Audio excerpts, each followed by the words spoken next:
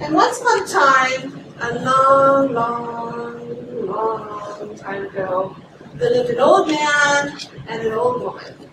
And they lived together as husband and wife for many, many years. And they were prosperous. And they were happy. Except not completely. Because they had never had a child. And they longed for a son or a daughter, somebody to bring them joy and to take care of them as they got even older. And so they prayed and they hoped. And one day it happened. And they didn't get a daughter. And they didn't get a son. They got 7 sons all at one time. 7 of them. Now, when you're expecting a baby, you usually pick out a boy's name and a girl's name. Not 7. They had one boy's name, so we gave it all 7. The 7 sons were born. Now, it wasn't too long after that. This was an old woman, and she died. And it wasn't too long after that the man also died. And so the 7 boys were left to live a life that was just destined to be very, very different. Now, they were orphans, and orphans have to go out and make their way in the world as best they can, and that's what those boys did. And they weren't all alone.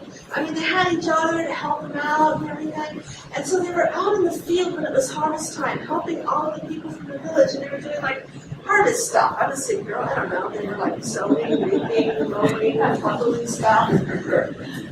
And along the road came the Tsar in his carriage, and he saw these little children in the field, and he stopped the carriage, and he wondered what was going on, and he went out and talked to them, and he found out that they were alone in the world. And so he said to them, well, what are your dreams? Do you have any plans? And the first son said, yes, I want to be a blacksmith. And I want to make the tallest pole that has ever been made in the world, almost as tall as the sky. And the second son said, I'm going to climb that pole to the very top where I'll be able to look and see everything around the world. And the third son said, I want to be able to build the best ship that has ever been made. And the fourth son said, and I'm going to steer it. And the fifth son said, and I will be able to grab that ship and pull it to the bottom of the sea whenever danger comes. And the sixth son said, and I will be able to pull it up. And the Tsar said, wow, you guys have some cute dreams going on. And he turned to the seventh son and he said, what's your plan? And that boy said, I am going to be the best thief in all the land. And the Tsar said, okay, everybody else has good plans. You are destined, I'll have to kill you, if that's what you're going to do. But, he was a nice Tsar, so he took them in, helped them grow, and they all were apprenticed under him. And then years went by, and then he called them to him and he said, okay, tell me what you find. And the first brother, he was now the best blacksmith, and he built that pole almost to the sky. And the second brother took a running leap, jumped on that pole, climbed it to the top, and he looked around.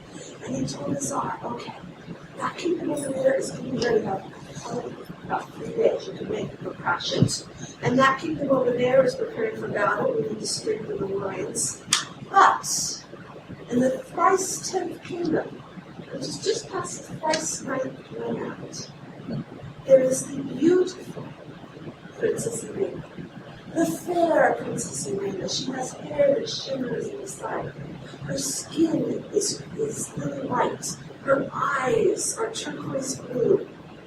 She is not dead and gorgeous, as our said. This is really great. I'm not going to take this in. Well, the third son, he got a hammer and some wood, and he built a ship that was as big as a palace. The fourth son jumped on board, and he could steer it, and he steered around the harbor, in and out of every ship, and got to the dock, reached it up, burned all right in the water. The fifth brother nailed that boat and pulled it right down to the bottom of the sea, and the sixth one pulled it right back up. And then the Tsar turned to the seventh brother and he said, what did you decide to do? And the seventh brother opened his coat, and hanging there was the Tsar's watch, and his rings, and his necklace, and his handkerchief, and even the socks he had been wearing when this started. And the brother said, I told you, I'm the best thief in all the land. And the Tsar said, to the gallows.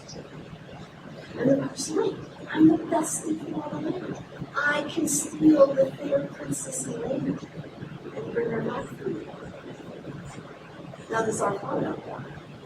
And he thought, well, he could go, and if he brings her back, it's awesome.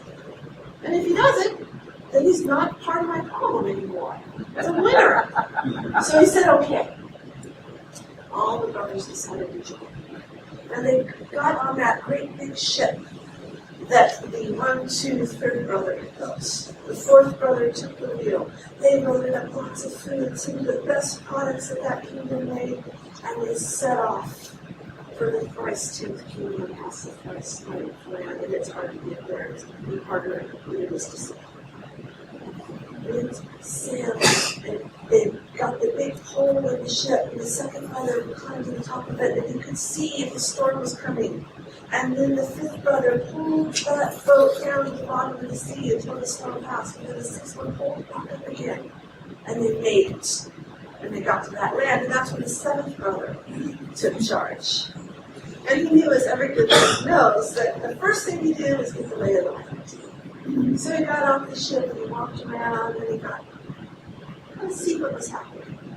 And he realized that nobody in that land knew how to play this little flute, that everybody in his land knew.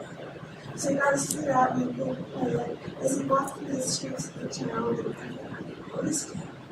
And he played it until he ended up just under the window of the fair Princess Elena, who was intrigued by the music, and came to her window and watched.